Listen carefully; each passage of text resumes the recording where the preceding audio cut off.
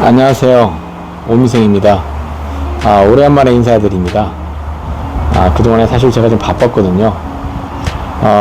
사실 뭐 프로젝트, 진행하고 있는 프로젝트에 대한 현장 소장 역할도 해야 됐었고, 그리고 이제 제가 대학 강의를 하고 있었거든요. 캘리포니아 바프티스트 유니버시티라는 학생이 한 13,000명 정도 되는 대학에서 토목공학과에서 CM을 가르치고 있었습니다.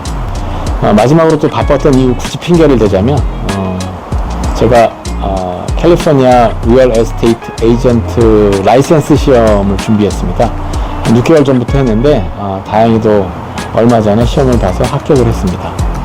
사실 건설업을 하려다 보니까 에이전트로서 부동산의 시장을 좀 알아야 될 필요가 있다 싶어서 궁금증에서 시작이 됐는데 어떻게 라이센스까지 받게 됐습니다. 어떻게 뭐 이 라이센스를 제 건설업에 좀 이렇게 활용해 볼까 합니다. 오늘 말씀드릴 주제는요, 오래간만에 한국의 건설 회사 또는 건설 기술자들이 미국 시장에 진출하려는 것이 왜 쉽지 않을까? 첨단 산업에 종사하는 종사자나 또는 뭐 IT나 컴퓨터 이런 쪽 종사자들은 참 많이 여기서 볼 수 있는데 왜 유독 삼성건설, 현대건설 뭐 그런 어떤 굴지의 건설회사들 또 엔지니어링 회사들 왜 미국에 진출하는 것이 쉽지 않을까?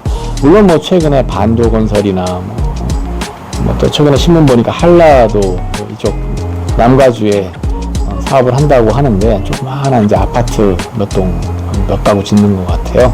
한 5, 60가구, 70가구 되는 것 같은데 그런 정도지 이렇게 본격적으로 동남아나 중동에 진출하듯이 진출하지는 못하는 것 같아요. 이유가 뭘까 생각해 보니까 한 4가지 정도 생각이 나더라고요. 첫 번째는 건설 종사자들의 언어 실력이 아닌가. 저도 사실 뭐 언어가 충분한 사람은 아닙니다만은 그리고 이제 그 건설, 토목 건축이라는 어떤 학문적인 백그라운드가 우리나라는 일본에서 시작해서 들어온 영향을 많이 받았기 때문에 더더군다나 그렇지 않은가 싶습니다. 두 번째 장애 요인이 뭐가 있을까 생각해 보니까 문화가 틀리다. 예를 들면 뭐 한국의 갑질 문화, 관공사나 정부공사, 뭐 민간공사도 마찬가지입니다만은 갑질 문화에 익숙해져 있던 사람들 또는 한국에서의 어떤 상명하복, 군대식 문화에 익숙해져 있던 그런 사람들이 미국 시장에 들어왔을 때 과연 적응이 쉽겠느냐. 물론 사람 사는 곳이니까 다 뭐 할 수 있으려니 하겠지만 그게 돈과 관련된 일을 하다 보면 상대방이 오너의 입맛을 맞춰야 되는데 전혀 다른 문화에 살던 사람이 와서 그 나라에 로컬라이징 하지 못하고 자기 나라에서 하던 방법으로 와서 일을 진행하려고 한다. 굉장히 어려울 것 같습니다. 제가 오너라도 안 쓸 것 같아요. 세 번째는 이건 뭐 기술적인 문제이긴 한데 우리가 쓰는 그 재료, 건설 재료나 예를 들면 건설 단위 이런 것들이 문제가 될 것 같아요.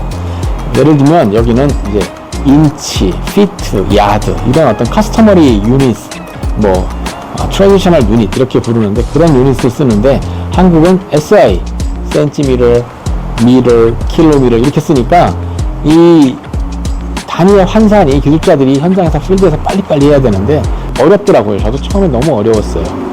예를 들면 1인치다 그러면은 이런 어떤 그 엄지손톱의 요 하나의 크기를 1인치라고 하는데 화면에 보이실지 모르겠습니다만은 이게 사람 옛날에 단위가 없었던 아주 옛날 서부 개척시대나 뭐 이럴 때 이런 걸 이제 야 크기가 얼마나니? 그럼 요만합니다. 그럼 그게 1인치구나 1인치구나 했는데 조금 더 큰 거를 표현하다 보니까 얼마나니? 물어보면 한 발 정도 돼. 발 사이즈로. 그럼 원풋이구나. 야 원풋을 그러면 인치로 한 사람은 몇 개냐? 가만히 있어봐. 재볼게. 재보니까 12개가 나오더라. 그러면 뭐 12인치가 되는 거죠. 야 근데 원풋보다 큰 거는 어떻게 되냐? 하면서 발이 몇 개 들어가면 한 3개 정도 들어가는 거 돼. 그러면 그거를 우리 1야드라고 하자. 1야드는 3풋입니다. 이런 식으로 이제 단위가 만들어진 걸 지금까지 쓰다 보니까 특히 특히 이제 그 건축 시장에서는 이쪽 필드에서 이제 프레이밍이 이 목조 주택이잖아요.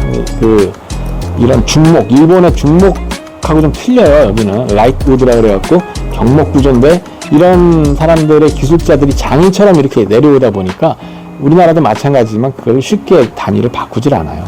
한국은 또 재료적인 문제로 돌아가 보면 콘크리트, 철근 콘크리트가 대세죠. 여기는 철근 콘크리트가 아마 뭐 파운데이션이나 뭐 풀링 아니면 거의 뭐 쓸 일이 별로 없어요. 뭐 낮은 로벌 같은 경우에 쓰는 경우 있죠. 그러니까 거의 뭐 손으로 다 집을 짓다시피 하거든요. 수공예처럼. 예를 들면 콘크리트를 바깥에 사이드웍을 한다, 보도블럭을 한다. 보도블럭이 아니죠. 이제 사이드웍, 보도를 한다 그러면 한국은 기계화 시공으로 다 해버리는데 여기는 한 7, 8명이 한 팀이 들어와서 한 30피트 되는, 한 10m 되는 그런 작은 사이즈도 한 8명이 하루 종일 손으로 콘크리트 비벼서 만들어내요. 그러니까 그 피니시가 정말 매끈합니다. 아주. 미국에 관광차 오신 분들이 보면 야, 길거리가 너무 깨끗하다 그러는데 그게 사실은 그 어떤 보도블럭도 보면 너무 깨끗하게 되어 있기 때문에 그게 다 손으로 했기 때문에 그래요. 이런 이유들이 이제 미국에 외국인이 들어와서, 한국 사람이, 한국의 기술자가 와서 필드 기술자건 엔지니어링 기술자건 간에 와서 적응하는데 장애가 되지 않았나 싶습니다. 굳이 또 하나 예를 들자면 여기는 아까 말씀드렸다시피 장인이라고 제가 표현을 했는데 플랜을 봐도 이건 다 손으로 구현해야 되는 것들이 많거든요. 그래서 더군다나 더 어렵지 않았나. 그래서 여기서 이게 한국에서 건설하시고 여기 와서 이 일을 하시는 분들, 아키텍이나 이런 분들 보면 제 친구들, 친한 친구 아키텍을 합니다만은 정말 대단한 것 같아요. 그 노력이 얼마나 힘들었을까 하고 상상이 갑니다. 예를 들면 지금 한 12차선 되는 교량 여기 지나가다 보면은 교량을 짓고 있는데 그 거푸집도 나무로 하더라고요. 정말 하여튼 생각하지 못했던 그런 어떤 건설 문화, 건설 시장, 언어 이런 것들이 사실 미국 시장을 개척하기에 많은 난관이 되지 않나. 그럼에도 불구하고 우리는 개척해야 되고 저는 M&A가 가장 좋은 방법이 아닌가 생각을 합니다. 자, 오늘 영상 여기까지고요. 시청해 주셔서 감사합니다. 좋은 하루 되십시오.